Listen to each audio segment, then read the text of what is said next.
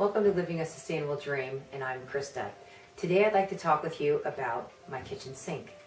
When my husband and I were deciding to live off-grid and we wanted to be powered by solar power with battery backup, I knew that there would be a couple things in my kitchen that I would not have, and one of them was a dishwasher. And at the time that Mark and I were deciding to go off-grid, we were living in a rural area where there were a lot of farms and ranches, and many of the homes had what I noticed a farm sink. And I thought that they were awesome and that they would be awesome if I could find one when we were building to be able to put in our kitchen.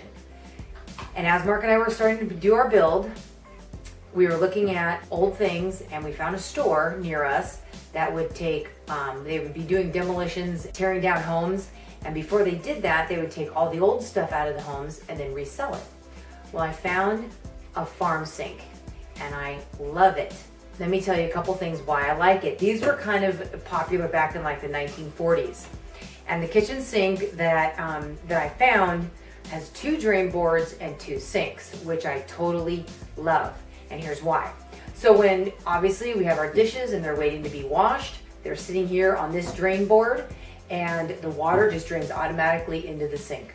Don't have to worry about my counter getting wet, staying wet, water dripping off my counter onto my floor or anything. So the dishes can stay here until I'm ready to wash them. Once I wash them, I've got 2 sinks. I can do one for soapy water, one for my clean water, wash them, dunk them, and then set them on my drain board. And my rack that I have, I don't need a little mat underneath because it's sitting on the drain board that already drains into the sink. And it's awesome because also I've noticed that once I do the dishes and they're sitting there, the drain board dries up. So I don't have all this water just sitting there and getting yucky. It dries up and it's good to go for the next time I want to use it.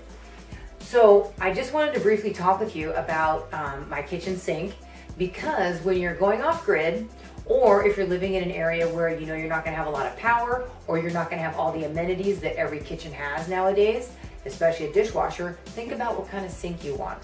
Make sure that it's conducive for what your needs are. For me, I love the drain boards and I love old stuff anyway, and so this just fit what I wanted perfectly.